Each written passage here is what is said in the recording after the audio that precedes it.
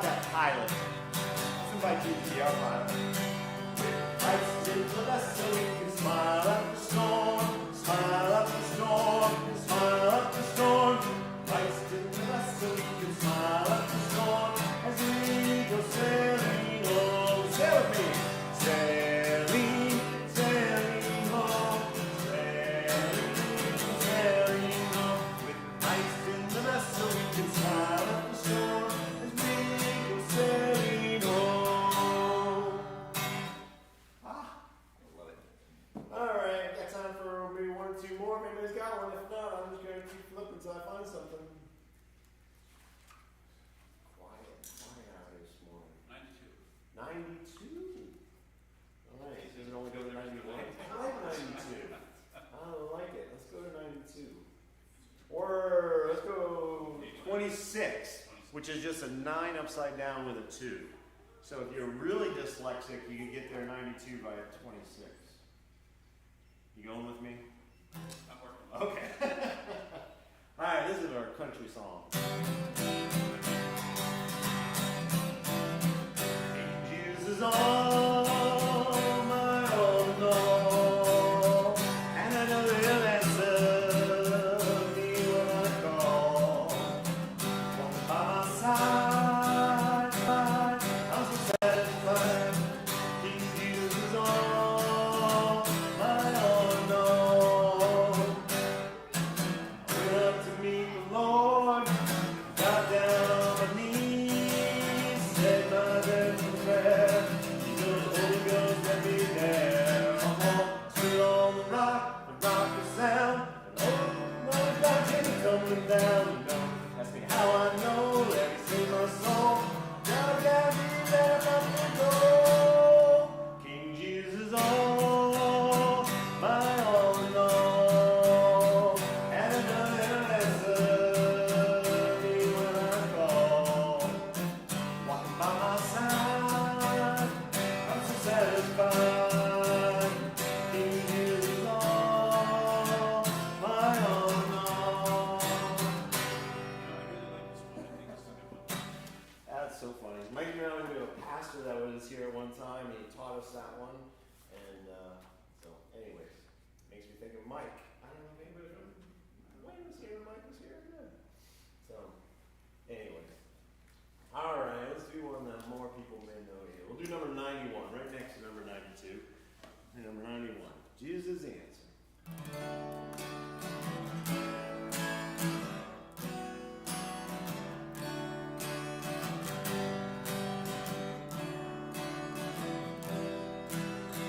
Here we go. Jesus is the answer for the world today. Of him there's no other. Jesus is the way. Jesus is the answer for the world today. Of him there's no other. Jesus is the way. Jesus is the answer for the world today. Of him there's no other. Jesus is the way. Jesus is the answer for the world today. Of him there's no other. Jesus is the way. Of him there's no other. Jesus is the way. So I have a question about that song. Is that part of a bigger song, or is it just those two? What's that song? Yeah, the 91, meaning is that part of a bigger song? Yeah, I don't know. So like it was interesting. The youth group the other day did this one where they combined it with another song. Do you remember that? Didn't they combine this one with one of the other songs? Was it CP first? Yeah, I think they did CP first, and then they did Jesus' Answer and combined it. That was a neat way. I hadn't seen them before, and I liked it. I really liked it. And if we do that next Well, I think we're out of time, so I'm going to move on. Let's save that for next time. So with that, let's bow our heads and we'll then we'll do our prayer class. God, again, if you be in your house today, just lift up our humble petition of praise to you. We know we're not worthy, but we're glad to be here and do our absolute best to raise you up and to honor you today. So God, we thank you for the opportunity to come together and to study. We know we need the presence of the Spirit in order to be able to dig deep and understand it more. Help us to challenge each other as we learn about you. We ask that in Jesus' name. Amen. All right, we'll invite for our classes. I don't see too many young people here, but maybe they're all out. Won't you see something? And if you can open it up so you can look at it. That was a billboard in Big Pine, California. Yeah, and it's advertising what about 7:30 in Memphis. Church. Rebecca, we missed an opportunity to learn a new song.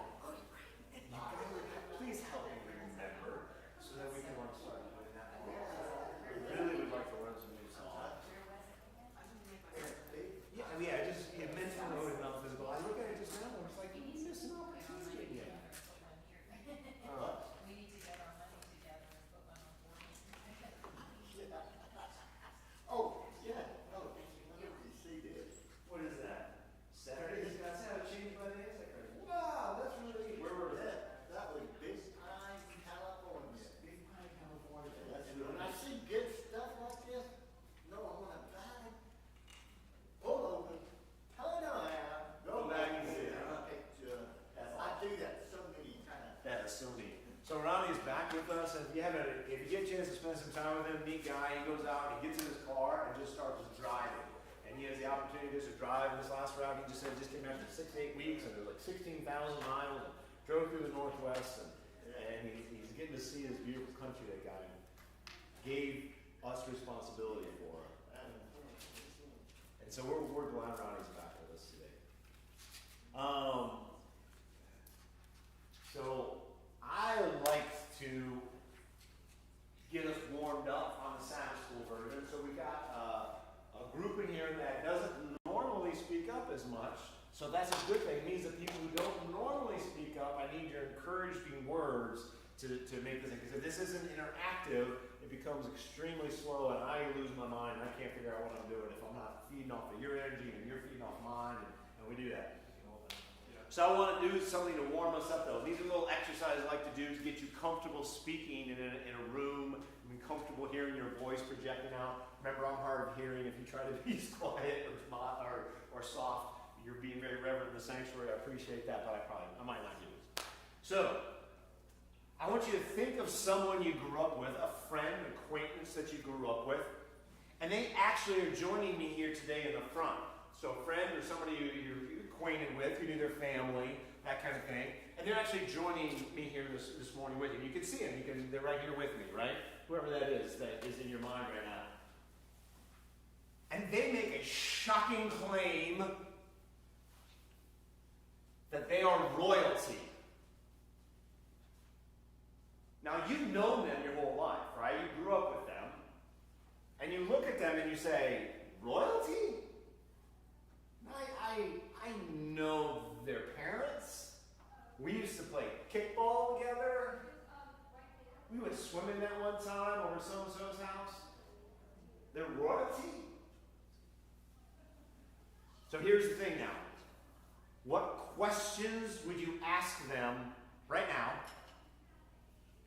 to validate or deny or confirm or figure out if they are truly royalty? What questions do you start thinking of right away? What do you think of? To ask them to prove whether they are or aren't royalty.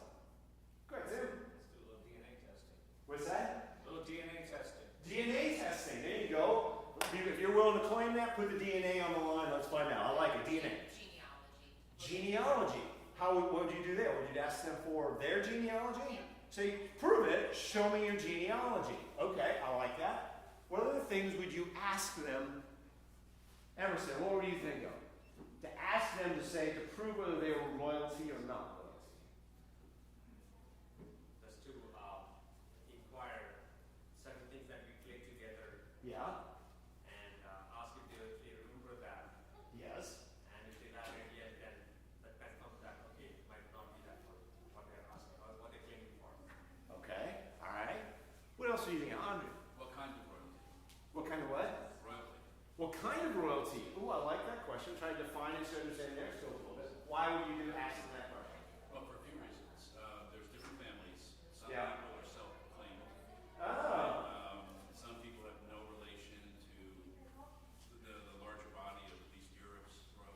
So they're trying to claim royalty, and you're just kind of saying, is that the same? Are we defining royalty the same way? It's almost like you're kind of being like that a little bit. Show me the money. Show me the money. Show me the wealth that the royalty gets on that. Okay. Any other thoughts? What else? Everyone's got to get I'm practice just thinking speaking. what his mom has to say, because I knew her next to You knew her mom. You knew his mom. Her mom, right? And you were like, wait a minute. Let's talk to your mom about this. Is this a new thing you created or something you knew from before? Okay. I like those ideas. Royalty. Are they royalty or not royalty? Debbie, got any thoughts? What would you ask them? What kind of proof? Yeah, just that simple, right? So the question is, when you have a friend whose royalty is here today and they claim they are royalty, what questions would you ask them to prove or disprove that they truly are the royalty that they claim? And you knew them growing up. You knew them. And now they're claiming royalty? That's hard to believe. Okay. Well, what's the other thought? Why are they just now revealing it? That's a fantastic one. So why, when we were kids, you didn't know about this and share with us? Because most royalty kids probably would say that, right? So you know that I'm actually, whatever. And going back 500 years, right, there's actually two Nevilles that were Queen of England. So I'm a Neville, so you go back that far, chances are somewhere, somehow, So you have some royalty blood. But I'm not going to do a DNA test. So Okay, you're not doing okay. I got you. You're not doing the DNA test. Interesting. I'm not gonna- Kevin, I know you're late to the game, but what question do you think you would ask your friend who now stands here this morning and says, I'm royalty? Show me the paper trail, brother. Show me the paper trail. Show me a genealogy. I think we covered the concept pretty well here. And again, this is part of practicing talking in a big room, so you're comfortable doing that. And this is my encouragement for you to continue to talk during the rest of this thing. I think it's important. I think as we think about that, it's similar to what this lesson is about. This lesson is Signs of Divinity. That's the name of this lesson. So we now have, in a very simple parallel, right? We have Jesus Christ who comes on the scene and he's claiming some type of lineage, some type of royalty. Right? But you, having grown up in that same region with Jesus, know his parents and his brothers and sisters maybe, or however that works. You remember that time he fell out of the tree and you tried not to laugh? You remember that. And you got this guy now standing here before you saying, he is divinity. Divinity. How much more bold could that be?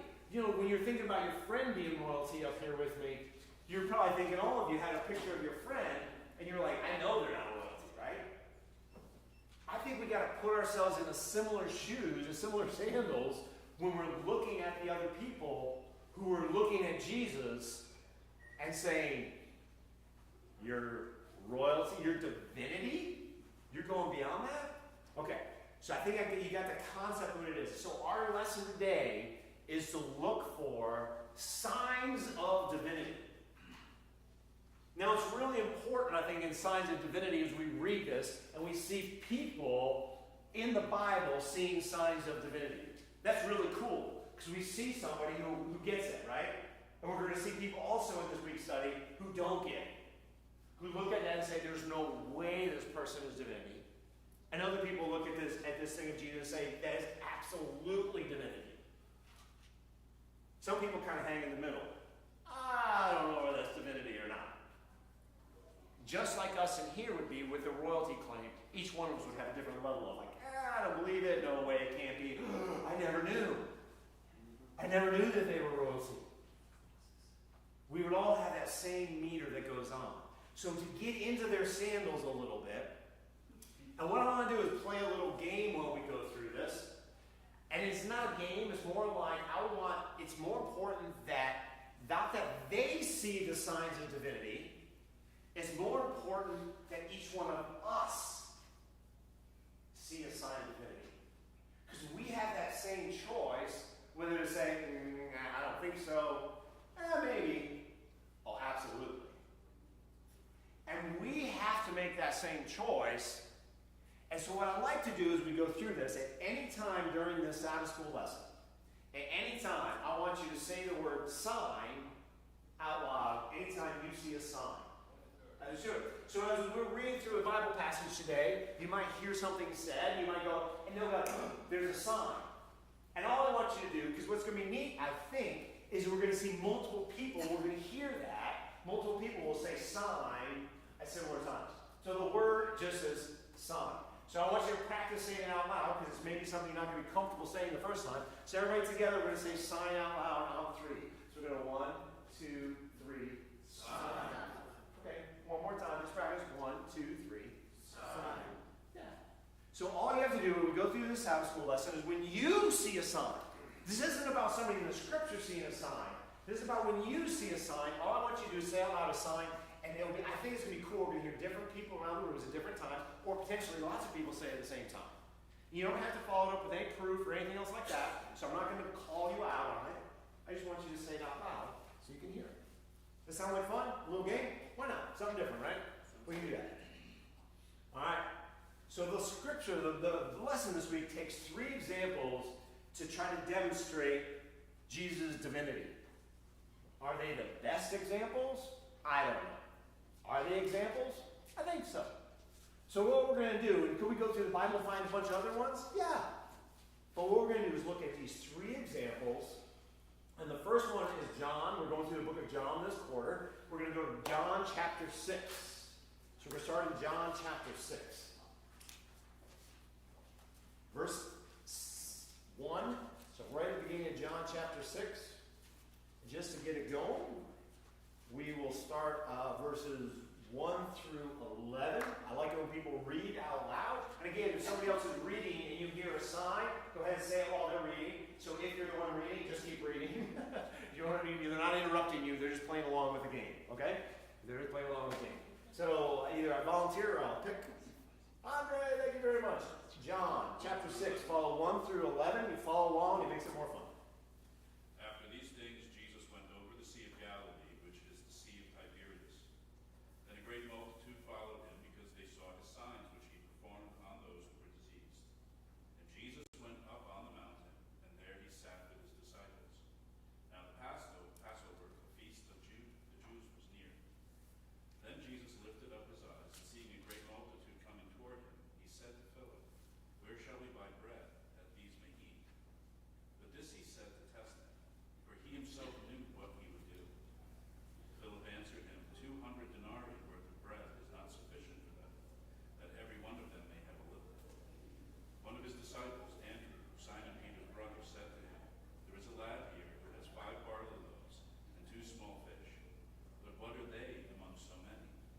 Then Jesus said, "Make the people sit down."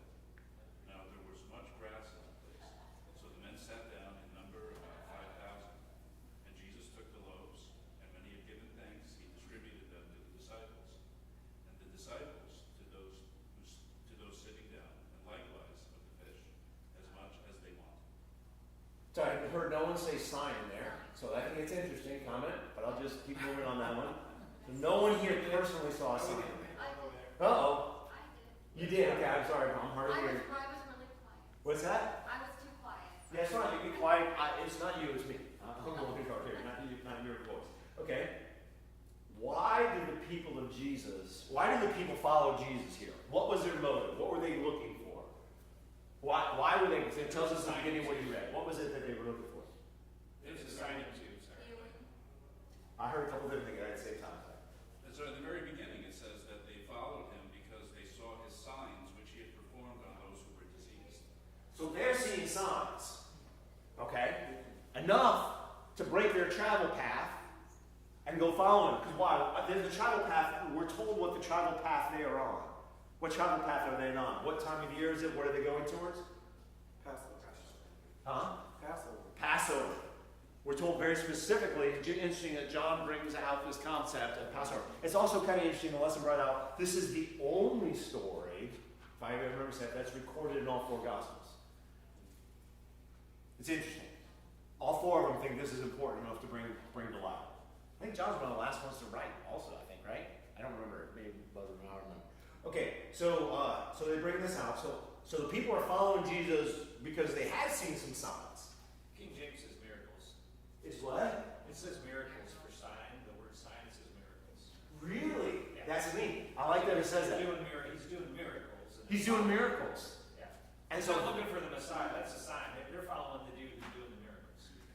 good comment. Good comment around here. So we see them following, and they're following because of So I think what you're almost implying there is you're questioning their motive, right? Why are they following? Christ says it later. He says that exact word. He says, "You're just here for that. You're not really here for He the does. Yeah, he does. So okay, so and Jesus is also kind of challenging his disciples around the same thing. Like, hey, why don't we feed all these people, right? Let's just feed them.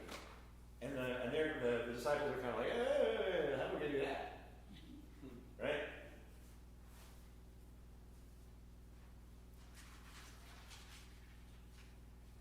So what else can we learn from the Jesus kind of setting them up for something, right? He's asking, because when you ask somebody a personal question like, hey, why don't you feed him?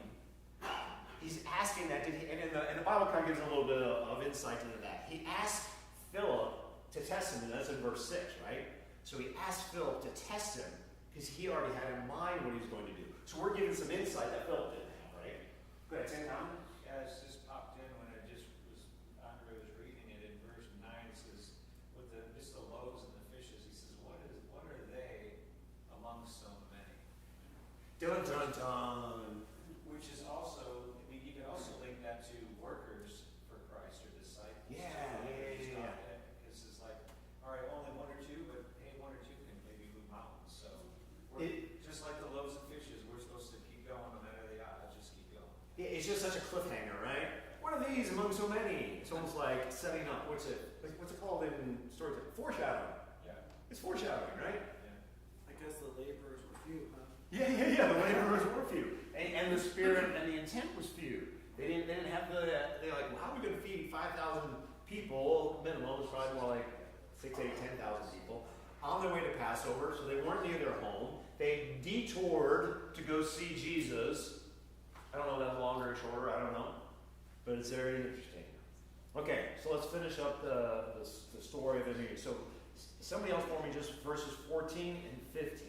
So they all sat down, they all had something great to eat. And let's hear what Jesus has to say. Verse 14 and 15. Somebody else want to read that for me? Yeah.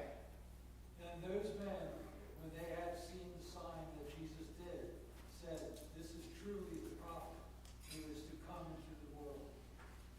Therefore, when Jesus perceived that they were about to come and take him by force to make him king, he departed again to the mountains to himself, alone by himself. And again, it's miracle in King James. It says miracle instead of sign. Again. Again, I like that, okay? Still looking for another sign. But here we go. Okay, so where's the crowd? They kind of give us some indication of the crowd. Remember we said that there was 3 kind of camps. There was the, can't be divinity. Clearly it's divinity, or, I'm not so sure yet. Where's the crowd? And as it really says it in verse 14, what do you think the crowd was? Surely this is what's it say? Verse 14, surely this is a prophet? Yeah. Does yours say prophet? This is The prophet. This is of truth that a prophet should come to the world. Yours says this is a truth. For truth, this is a prophet. This is of the truth. So is claiming that so they're seeing him do miracles, and they're saying he's a prophet for sure. And prophet's capitalized. It's interesting. Prophet is capitalized. Now is that after the fact? That's a good comment. But where are they? I read this. Where do you think they are in the meter? Are they? He can't be. He absolutely is, or he's on the fence. No, if he's coming into the prophet that's coming into the world and they want to make him a king, he has to be the Messiah. They're starting to believe he's the I Messiah. think so. Okay, they're starting to go on the Messiah track. As I read this, I'm just giving you my personal opinion. Is almost though they're still in the middle. They're the prophet. They're in the prophet zone. They're saying he clearly has something from God because he's doing miracles. But is he divinity? I don't know about that. Go ahead. Bud. I struggle with that a lot. You know, I think, what would I have thought back then? Yeah, put yourself in the stands. Because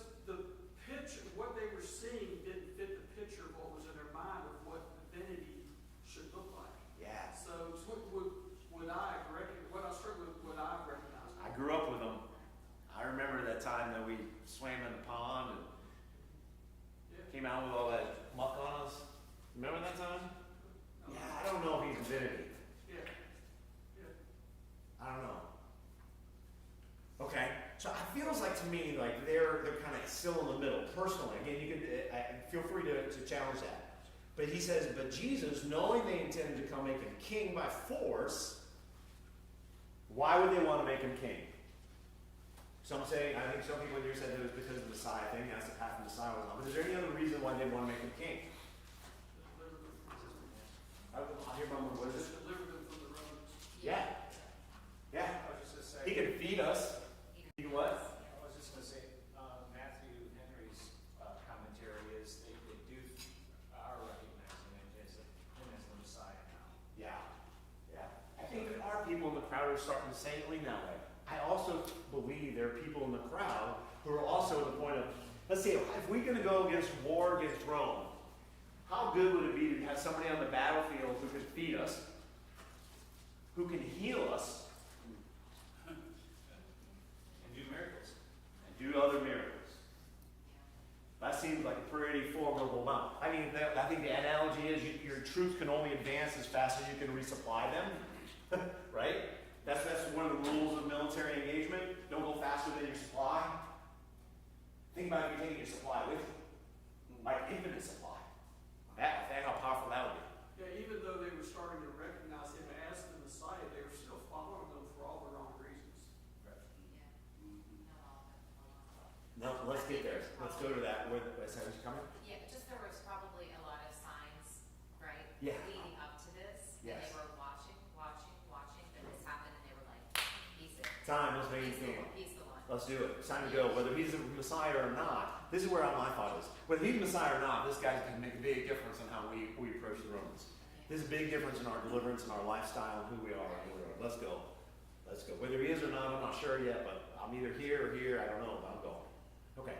I think that's good too. So then Jesus interprets a little bit more for us. And they go through this thing where they walk on water, they boat. Oh, I got to share one other thing that I've never noticed before studying this week. Verse 21, I just showed this just as a rabbit trail, but I won't go down this rabbit trail. So this is when the disciples get in the boat, they start rowing across the lake. Jesus stays on the mountain. He gets down, he walks on the water over to the boat.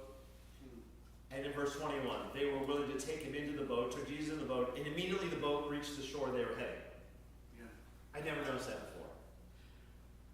So he gets in the boat, and all of a sudden, boom, they're at the shore. It was a jet boat. Huh? Jet boat. Yeah. I'm like, that was for me another sign this week. I was like, I never noticed that before. I never noticed that they didn't have to keep rowing. As soon as he gets in the boat, boom, they're at the shore. Wow. Don't know if that's what it means or not, but that's the way I interpret it. Interesting fact. I'm not going to go down the rabbit trail. I thought it was just fun fact. Okay. So my point is, when you study these things, read these things, you've read them. I've read them hundreds of times.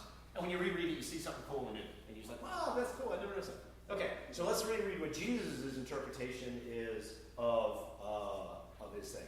And I believe that's down, how about 25 to 36?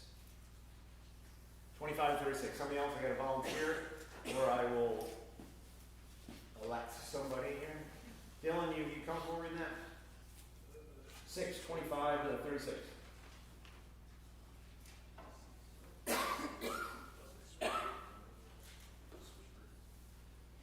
When they found him on the other side of the lake, they asked him, "Rabbi, when did you get here?"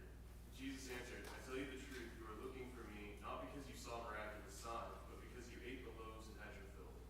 Do not work for food that spoils, but for food that endures to eternal life, which the Son of Man will give you.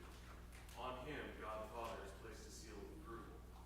Then they asked him, "What must we do to do the works God requires?" Jesus answered, "The work of God is this, to believe in the one he has sent." So they asked him, "What miraculous sign, then, will you give that we may see it and believe you? What will you do? Our forefathers ate the manna in the desert, as it is written. He gave them bread from heaven to eat." Jesus said to them, "I tell you the truth, it is not Moses who has given you the bread from heaven, but it is my Father who gives you the true bread from heaven. For the bread of God is he who comes down from heaven and gives life to the world." "Sir," they said, "from now on give us this bread." Then Jesus declared, "I am the bread of life. He who comes to me will never go hungry, and he who believes in me will never be thirsty. But as I told you, you have seen me, and still you do not believe." So some people, I know we're talking a little bit earlier about this concept of saying that you think they were ready over here on this side because they knew they recognized his divinity. I challenge that. I think in verse 36 we kind of get a little clue. Jesus is reading their hearts here. And he's saying, but as I told you, you have seen me, and you still do not believe. You still do not believe. It's kind of like when John the Baptist was telling the Pharisees, you bunch of hypocrites, what do you see, but they don't believe, they don't hear. Yeah. And here Jesus is, he emphasized that they just can't have enough. They don't get enough of seeing it, and they want to see more and more. I mean, it's greedy, isn't it? Yeah. If we have an experience of something really good and wonderful, don't we want that again? Yeah. Yeah. And clearly that's what they're doing here, right? They had a wonderful experience of being fed. They didn't have to carry the bread, but they ate to their fill. So they're kind of wanting that experience again, whatever that is. Now Jesus telling them, hey, there's more to this. Let me explain more than just this food. Your sign of divinity Yes. to the disciples, your rabbit hole. Listen to Psalm 107. He commandeth and raiseth the stormy wind, lift up the waves thereof. A mountain go down to the depths, the shoals no trouble. He makes, and I'm skipping, he makes the storm a calm so that the waves thereof are still. Then they are glad because they be quiet. So he bringeth them unto their desired haven. Wow. And that's a psalm? Psalm 107. Isn't that He's cool? fulfilling Psalm 107. He is fulfilling Psalm 107 by him stepping in the boat, making it have their windows calm, and he's in the next side. He just fulfilled Isn't that cool? You think they may know that? My guess is they may know that song They may. better than I would. Yeah, they would probably know that Yeah. for a while. I mean, or if they didn't, they reflected on it later. Like, Yeah. oh, I just fulfilled it. Exactly. Another one to reinforce their faith. And can reinforce ours today, right? Okay, cool. So if you look at this now, I want to turn it internally. Just like I started with, you have your royalty friend here who claims that royalty. We now have Jesus here. As we look at this, are we in those sandals when we read this? Now, let me say that again, because again, they tie back, say, yeah, Moses had bread, and that's why he was a prophet, and now Jesus, you're here, and you're giving us bread, therefore you must be a prophet. They're kind of tying that all together and saying, I got proof that you're a prophet. And all of a sudden he says, no, you still don't get it. You still not get it. And he says, in verse 35, let me read that again, he says, I am the bread of life. Are you guys familiar with that little term, I am? Yeah? Still gives me a little goosebumps when I Sign. Yeah, it's a sign. Thank you. It's a sign. When he uses those words, I am, the great I am, he says, I am. So you reread that. The great I am is the bread of life. Come with me, you never go hungry. You'll never be thirsty. So I ask you on a personal level, on a spiritual level, are you hungry? Are you thirsty? Do you personally right now accept this concept of Jesus' divinity? And it's easy for us to sit in a church and to look at it and say, hey, yeah, of course, I get it. I'm over here on this one. But do you personally believe in the sign of Jesus? Because Jesus here is telling these same people who saw his miracles, and guess what? We got a whole book of his miracles that they didn't have. Right? And he still chastises them, or challenges them, maybe is a better word to say. Verse 36, but I told you, you have seen me, and you still do not believe. So that's why I want to end this feeding of the 5,000, and we're going to move on to the next one. Where are you? I think we got no other comment first.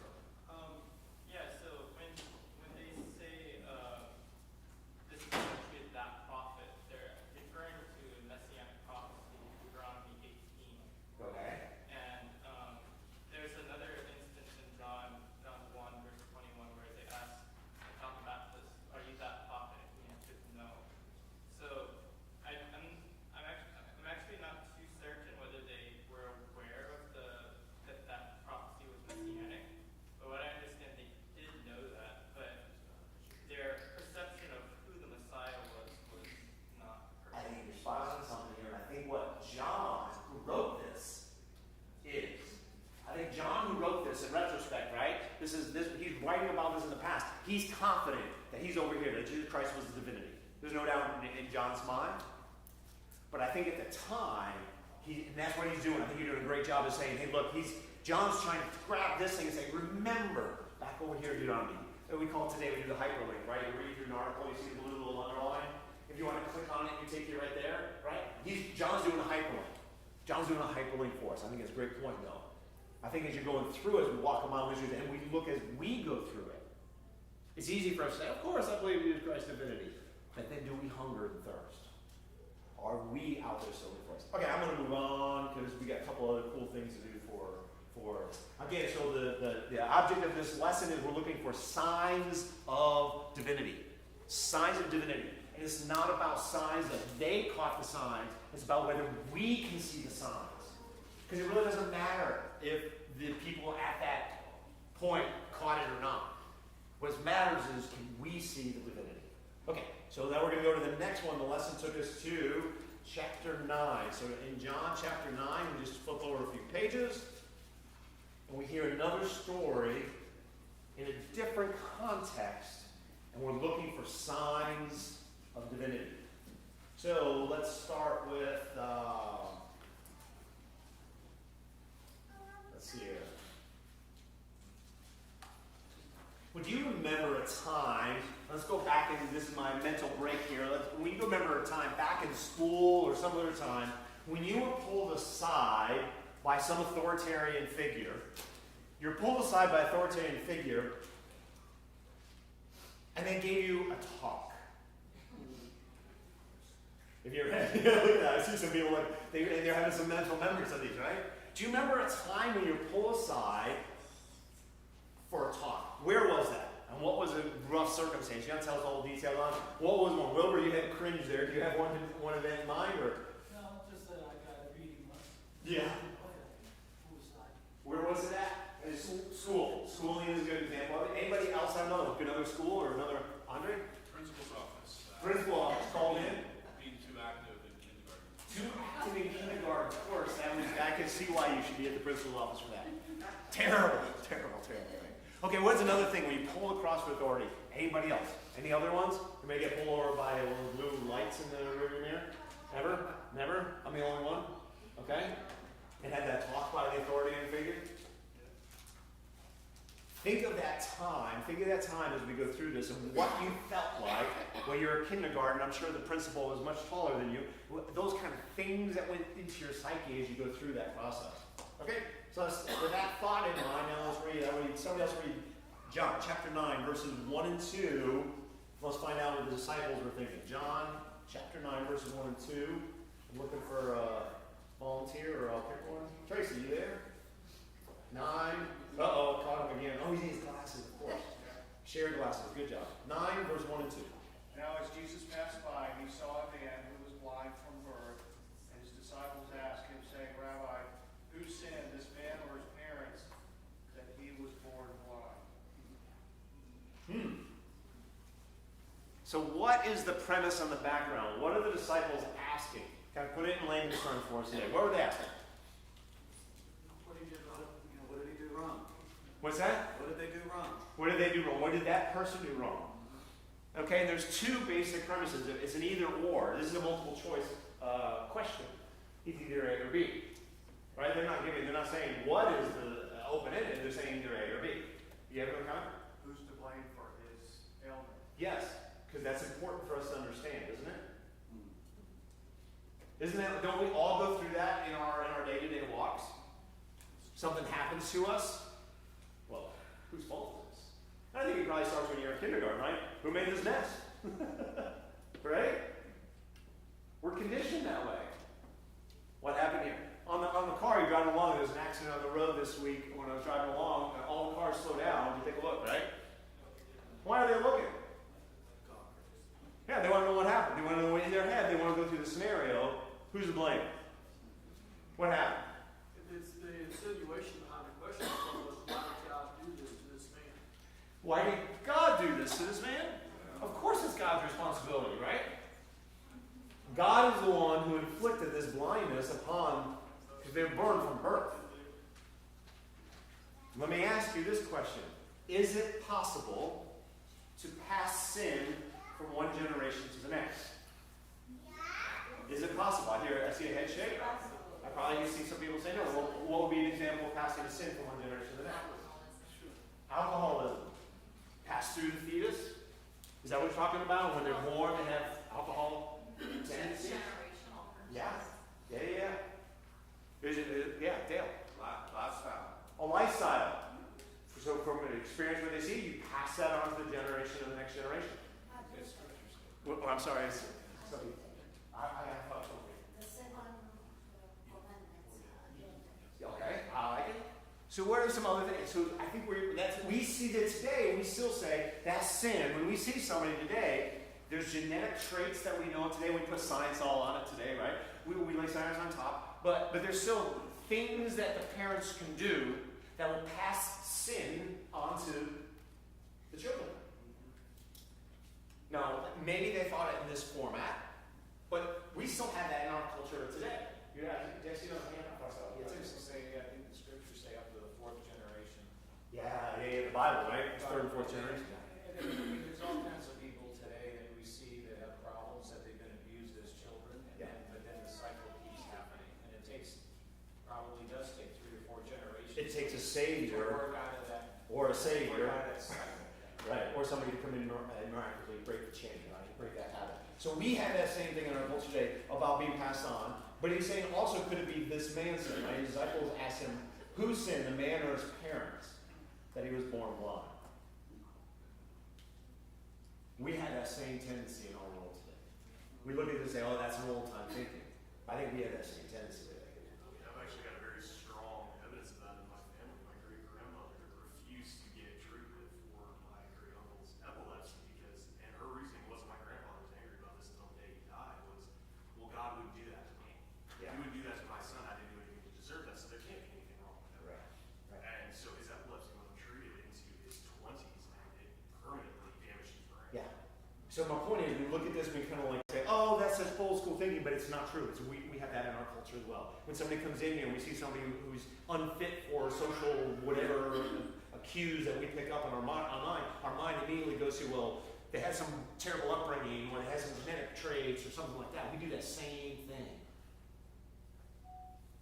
And Jesus responds in verse 3, and he says, neither this man nor his parents sinned. The power, though, is in the next part of what Jesus says here. But this happened so that the work of God might be displayed in his life. When we see these things and we think about our generational things that are handed down to us, I had alcoholism in my family. I struggled with it for years. I go out to blame, passed down, it's only through the grace of God that I don't carry that burden today. We all have those things that we tend to, and we look at those things and kind of carry them along with it.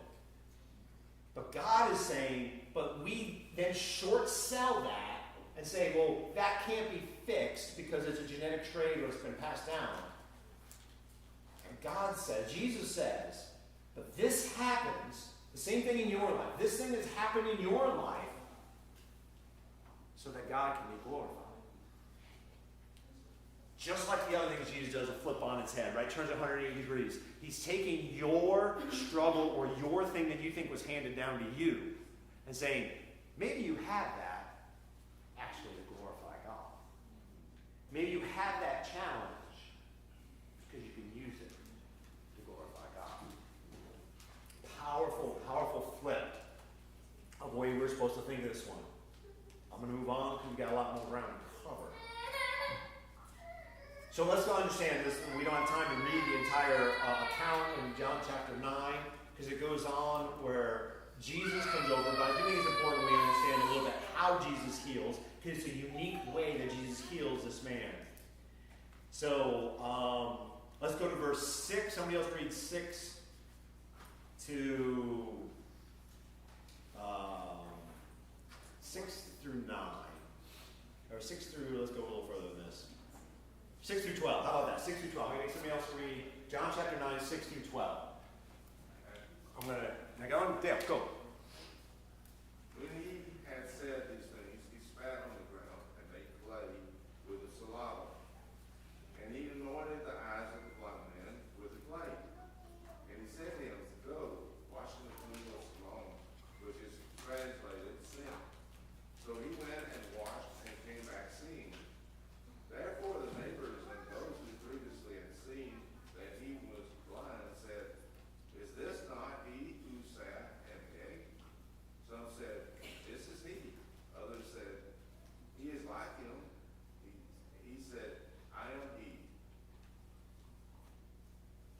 That's fine. So what I want to capture is how does Jesus used a very unique technique to heal this guy, right? Please, do you think it's kind of weird? I think kind of weird. How does he do it?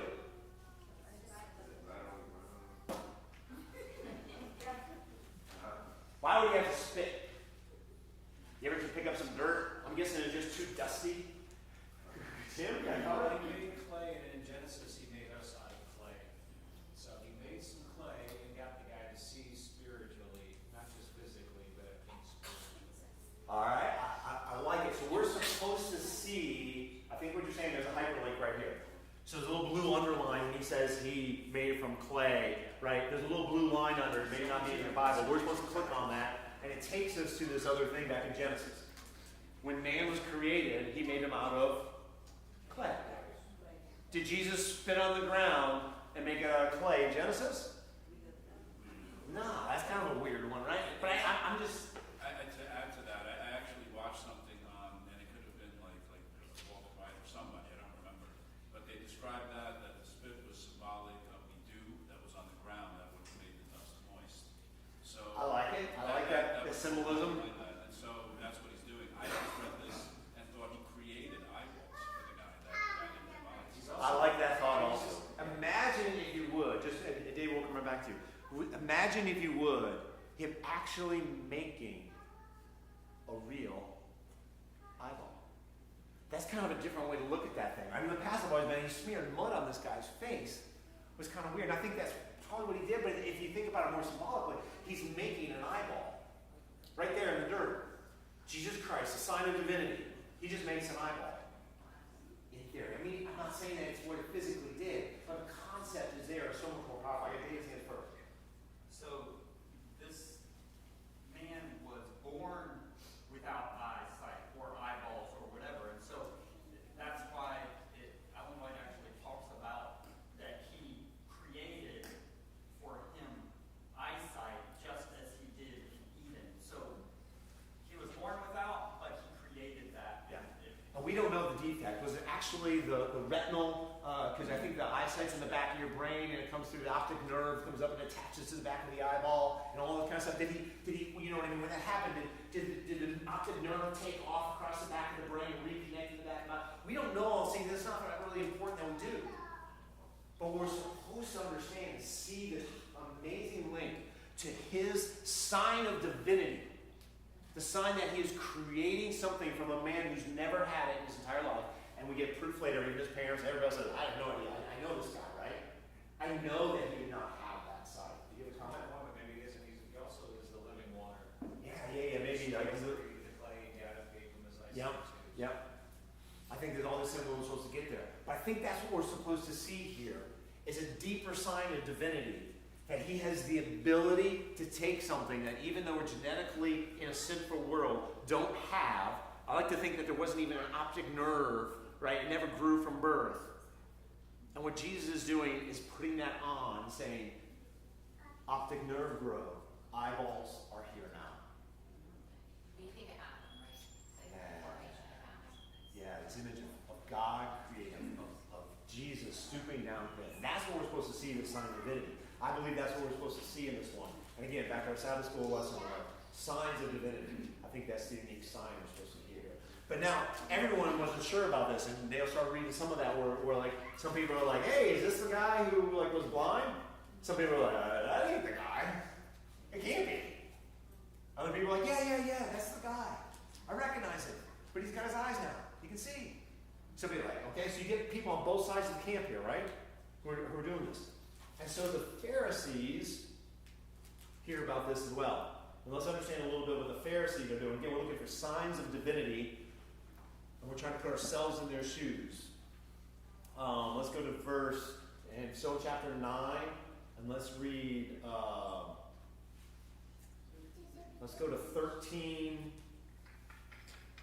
Yeah, let's go 13. Let's just go 13 to 16 right now. You got it, John chapter 9? 13 to 16. All right, read along with it. Catch glasses? Yeah. They dropped to the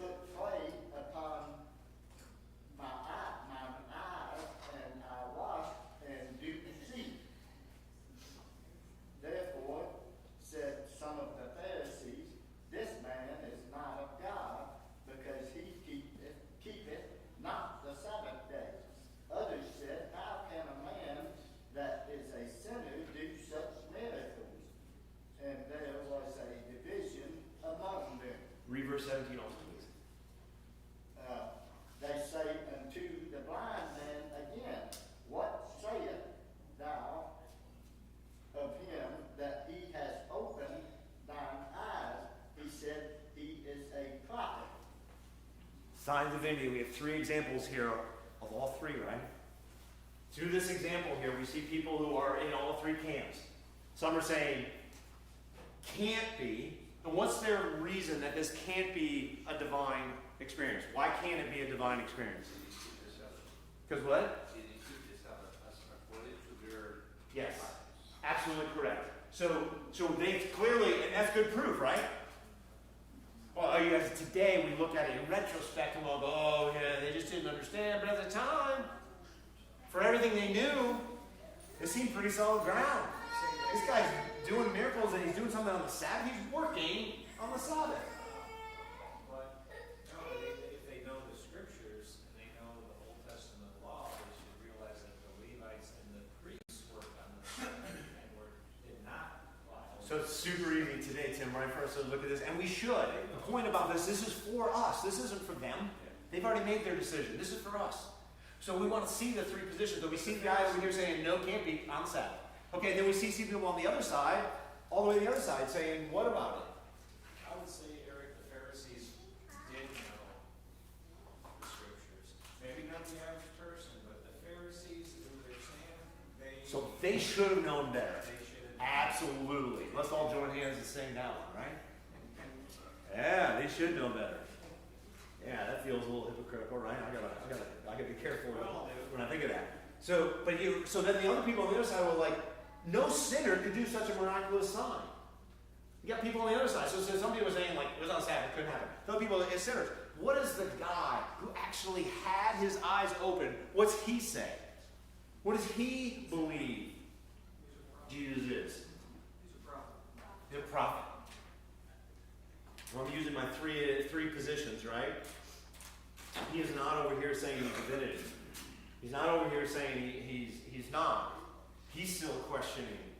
I don't know. I was blind, but I can see now. He's got to at least be a prophet. I have a quote for Desire Yeah, go. Pages about it. I love it. Yeah, it says, the man born blind cast himself at the Savior's feet in worship. Not only had his natural sight been restored, but the eyes of his understanding had been opened. Christ had been revealed to his soul, and he received him as the sent of God. And that's so. And he gets there. But at the very first point, I think my point is here, when he first is conceived and they take him before the authority. Back to my concept, you've ever been taken in before the authority, right? And you're standing there, and now I'm the kindergartner looking up at the principal, and the principal says, who healed you? I don't know. I couldn't see, but now I can see. Got to be a prophet? Right? That's kind of what I vision here. He's standing for, I don't think this is a place a sinner, like a blind man, would have gone before. I don't think he would have ever been before the Sanhedrin before. And a panel of Pharisees? That's not a place this man had been. In fact, when his parents come, they kind of like, well, he's old enough, ask him. Right? They kind of sidestep and start kind of, hey, he's old enough. They don't want to be excommunicated. Yeah! Authority. Yeah, we get an insight into that they're thinking about themselves, right? They're thinking about, whoa, wait a minute here. This may not reflect on, too well. I like that she just she said they were scared. They were simply scared. Scared. Yeah. Yeah. Because they're the kindergartner looking up at the principal. Intimidated to lose. Yeah. They had. I'd be scared too. That happens. And we think that we look at them and we say, oh, they shouldn't be scared. They should stand up strong. No, it is. You got your eyesight back. I think if I'm in that position, I'd be thinking too. I'd be a little scared. She talks about the Pharisees too. And then Go for it. Let's hear it. she Yeah. says, to all who realize their need, Christ came with infinite help, that the Pharisees would confess no need. They refused to come to Christ, and hence they were left in blindness. And a blindness for which they were themselves guilty. Jesus said, your sin remains. Yeah. So we get another look into basically where the concepts that you just read.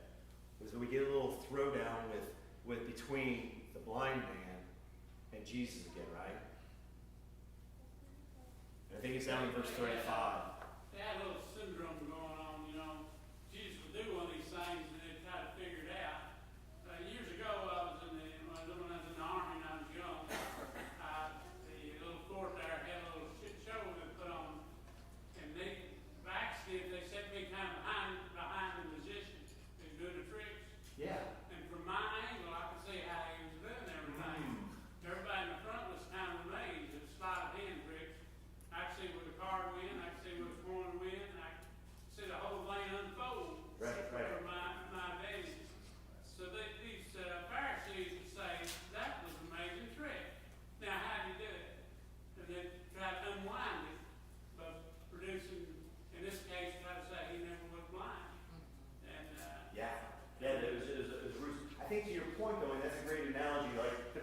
probably sitting in the audience watching that show had a very different perception and experience for the exact same show that you did behind seeing a different angle on that. And so when I think about these things, and we look at these, we've got a different angle than they did, right? When we walk a mile in their sandals, they had a very different view of that magic show that Jesus was putting on. And they have a very different perception of that than what we do today. And John clearly captures these ideas, and you read so well, Solomon, for us, is that that's exactly what it is. Because it really, again, I repeat myself for an emphasis. It really doesn't matter what they thought in your salvation. It really doesn't matter. What matters is what you believe. It matters what you believe. Do you see signs of divinity? And are you in the position to say, I truly believe, and does it change who I am and what I do? That's where it truly matters. I got just enough time. I'm going to go to our last one, the lesson. Again, we're looking for signs of divinity. If you see a sign, say it out loud. Let's hear it. So we're going to look for signs of divinity in Lazarus' death. This is a story some people in here may be familiar with. And again, due to time frame, we're not going to read the whole thing. But Lazarus is clearly not doing well. He's sick, extremely sick. Have you ever been around somebody who's so sick you believe they might die very soon? I see some heads shaking. They have a different look to them, right? They have a different countenance. They have a different spirit around them. In a nursing here, right? Probably seen that a few times. Yeah. And it's something that you can sense almost as you're saying, this person is not well. And they send off to Jesus, and Jesus clearly says, Lazarus is sick, but he waits 2 more days to go. Oh, another thing I found very interesting to study in the lesson this week, which I didn't realize, this is the only record in any of the 4 Gospels of this story. That's interesting. John captures this concept. Very interesting. So again, I'm trying to paraphrase here a little bit, just so we can get to kind of the points of this one. So he very clearly waits. He goes back. One thing we like to do as Adventists is I've used this one many times in my life of justifying that the dead, when they sleep, they're just asleep, because Jesus says it right here. If you have any questions on that one, this is a great example for that. Jesus says, no, Lazarus, he's just sleeping. And we find out, no, he's really dead, right? He's really dead. Dead, not kind of dead. Really full, 100% dead. Not feeling well, right? So they find out that he's really dead, but the disciples are like, hey, that means he sleeps, he's going to get better, right? So great story to support that one. But what we're looking for is signs of divinity. So Jesus actually knows this, and he intentionally stays away so that death will occur. Think about that on a personal level as we struggle with our ailments or our sicknesses. Do you ever feel like Jesus intentionally is staying away? And sometimes we think, well, if Jesus is intentionally staying away, he doesn't love me. He doesn't care for me. He's not really there beside me. I'm going through this right now, and clearly he's not here. That's why he doesn't, I can prove it right now, he doesn't love me. That's why he's not coming right now. It feels that way to me sometimes. And we get an insight into here that Jesus is staying away intentionally so that he can be glorified and we can see signs of him. If you feel like Jesus is staying away from you right now for some reason, whatever you're in, maybe that reason is for him to be glorified, not for you to be saved from the pain, in this case death, from the ultimate pain that you're going through right now. Hang on to that thought, because it should give us hope. So on his arrival, I'm down in verse 17 right now. On his arrival, Jesus found Lazarus. He had already been in the tomb for 4 days. Very important for the Sadducees. I think that it was 4 days. We won't go down that rabbit trail also. But it's very important that it's 4 days, and it's called out here by John. And it's funny, when he's trying to go back, all the disciples are like, don't go back there. They're going to hang you. That's the place to go. Jesus goes anyways. Lots of good thoughts around that. And they run out to see him, and Jesus himself calls out what he's going to do. Let's find another good place to kind of pick up the story here. John chapter 11. Let's do 38 through 44. Somebody else read for me verse 38 through 44. Looking for a volunteer. If not, I'll pick one. Kevin? Well, second Kevin. You're all the way there. I see you flipping. John chapter 11, 38 to 44. Oh, Kevin behind you, not first name. Then Jesus, again groaning in himself, came to the tomb. It was a cave, and a stone lay against it. Jesus said, "Take away the stone." Martha, the sister of him who was dead, said to him, "Lord, by this time there is a stench, for he has been dead 4 days." Jesus said to her, "Did I not say to you that if you would believe, you would see the glory of God?"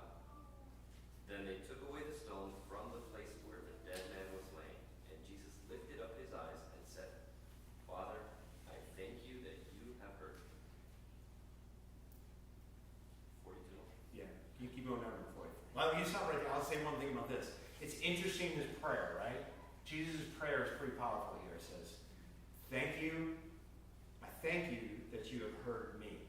And then continue on the prayer. The prayer is pretty cool. 42 all the way to 44. Let's just go all the way to 44. And I know that you always hear me, but because of the people who are standing by, I said this, that they may believe that you sent me. Now when he had said these things, he cried out with a loud voice, "Lazarus, come forth." And he who had died came out bound hand and foot with grave clothes, and his face was wrapped with a cloth. Jesus said to them, "Loose him and let him go." So Jesus gives us a tremendous insight into this prayer, right? He prays this prayer out loud for him. Or is it for us? Who's that prayer out? Why does he say this? "For I knew that you always hear me. But I said this for the benefit of the people standing here, that they might believe you sent me." It's a crazy sign that he is demonstrating his ability over the grave, his power over the grave.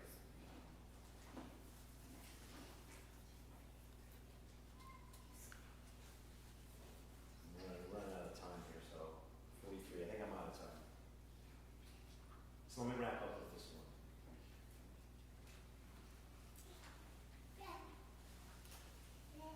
We see the reactions of the Pharisees. They go on to decide to kill him based on this. We see the reactions of his believers moving from, hey, this is a prophet, to this is divinity. This is a sign. This is one of the key signs that moves many of his followers to this position of saying, he is the Son of God. But they had to break from their traditions. They had to break from their lineage of what their thoughts are. And I want to just close with that last thought. Are there things in our religions and our traditions that we still hold dear to us that stop us from believing that this truly is divinity? Because I think we all are laying in that somewhere spectrum. Some of you may be saying, I'm not sure if that was divinity. Some of you saying, yeah, he's a good prophet. I believe that, but I'm experiencing something different. My experience today, because of what I'm going through, I don't know if God's really there. I hope this lesson is about we get signs of divinity, even when we go through those challenging times. All right, with that, let's close with prayer. Prayer with me. God, again, thank you for the opportunity to look for signs of divinity in the Bible. We thank you for this Bible study that we were able to look at that. We know these are just small pieces of that. But God, help each one of us internalize and understand a little bit better our personal relationship with you and our personal understanding of your role in our lives and what we're supposed to do then in turn to others around us. God, may we fulfill your vision for who you want us to be. We ask this in Jesus' name.